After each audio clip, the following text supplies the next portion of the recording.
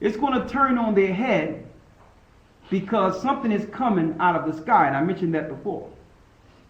And they got you thinking it's planet X or planet Nibiru or a sun coming close to our atmosphere, but they know that it was prophesied that Yeshua is coming as a thief in the night. And if he don't come, none of us would be saved. No flesh would be saved if Christ don't return to this earth and set us up. Okay? Because there's no physical weapon we have in this earth that can fight the New World Order. It's spiritual.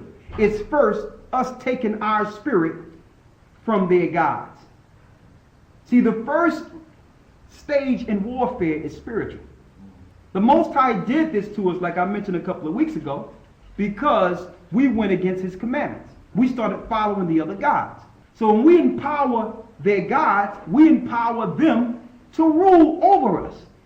So we need to take our prayers and our spirit from the elite and from the people who are controlling this earth.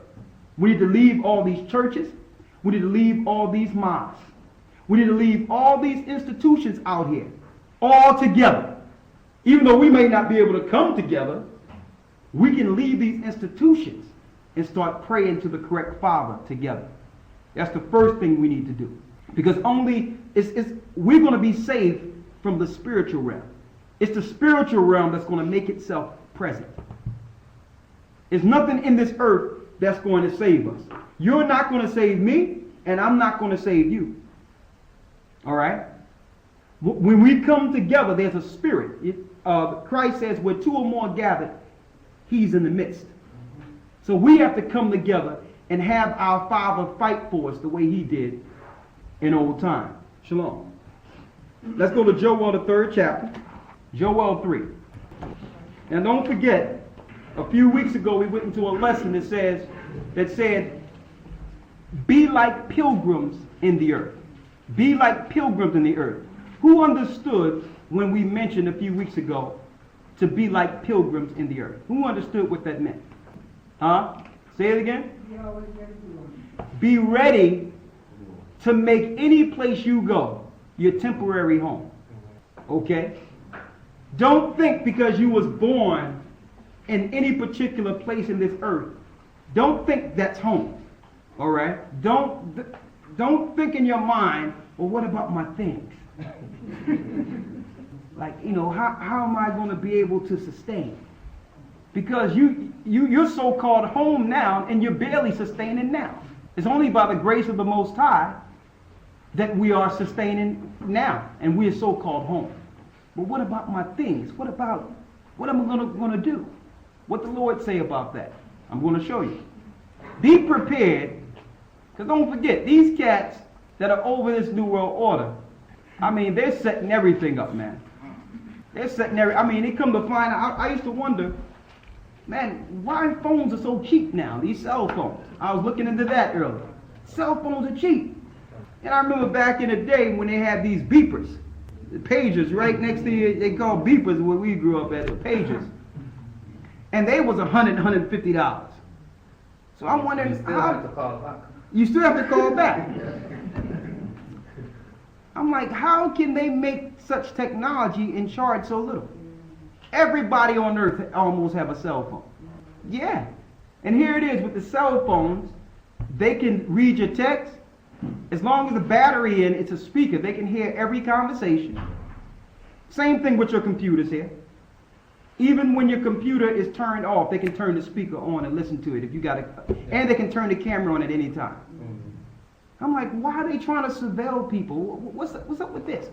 What is the end result of them surveilling people? We know it's not about terrorism, because the only people that are executing terrorism in this earth is government. The London 7 was all government, a government planned operation, which was really a mock operation. These kids that were hired for the Roman 7 that ended up doing that so-called, they didn't do anything, but they were actually hired as actors for a particular mock terrorist drill. Come to find out that it wasn't mock. The government had something blow up on purpose and had them out there so that they can be the culprits that they can accuse for the terrorist act. Same thing with 911. The same thing with Oklahoma bombing. Every so-called thing that's taken away your freedoms and your liberty was done by government. So it's not because they feared that some terrorism is going to happen. 9/11 was the NORAD. It was called NORAD. Yeah, NORAD stood down. NORAD was doing the same drills at the same time that the towers were hit. So they're not surveilling you based on terrorism. The question is, why are they surveilling so many people? Why is it that there's more surveillance in the urban and ghetto neighborhoods than it is in the suburbs? Let me tell you, you go into the Leeds area. In Leeds, there's cameras. They got cameras every place in Leeds. Every place in Leeds. You go into London, every place. So what are they looking for? And now, if you're going to talk about terrorists, listen, we ain't blowing up nothing, okay? There's not one terroristic act to record that wasn't coaxed or helped through government or state-sponsored federal help. Not one particular terrorist act that you've seen on TV in the United States or here that wasn't through government. Not one.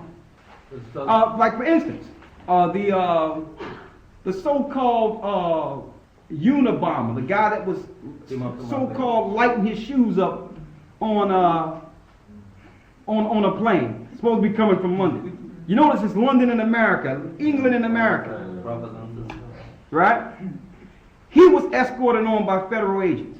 The so-called Christmas bomber, who looked delusional as if he were drugged. He was escorted on by federal agents. The so-called bomber in Denver, Colorado, who was supposed to blow up a Christmas tree and dial in and blow up a Christmas tree.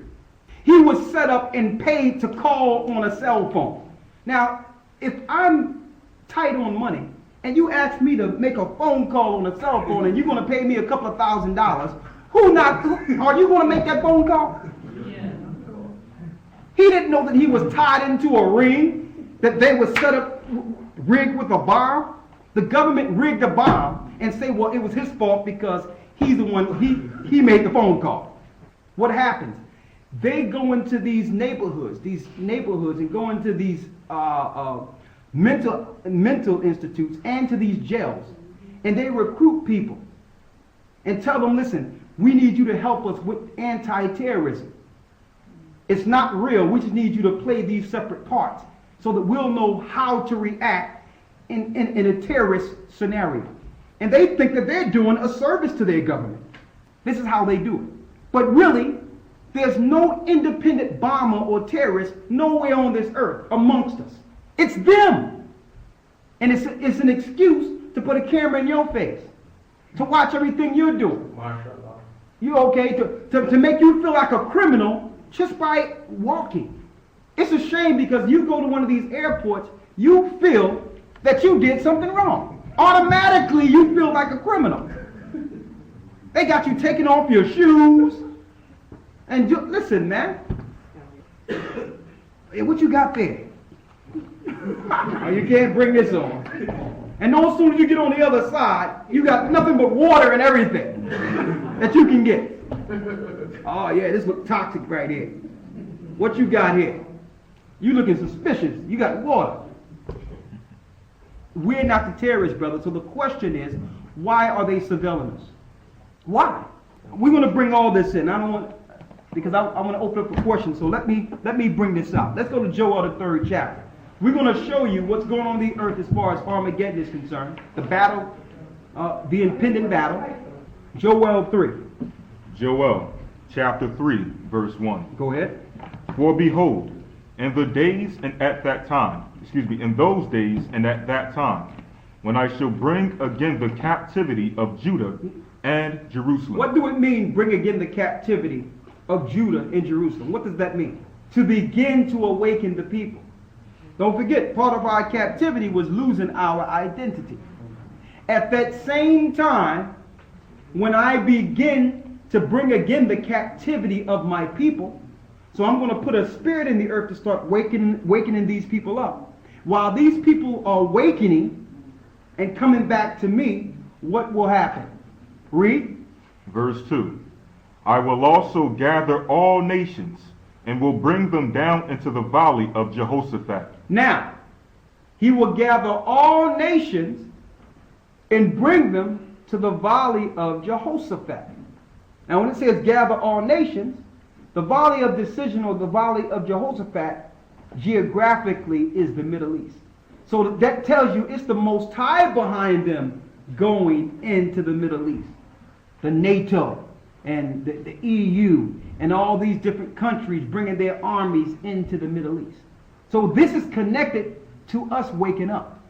The same time that the Most High began to wake up his people, he's going to bring all these different armies to the valley of decision. That's what Jehoshaphat is, which is the Middle East. It's going to show you.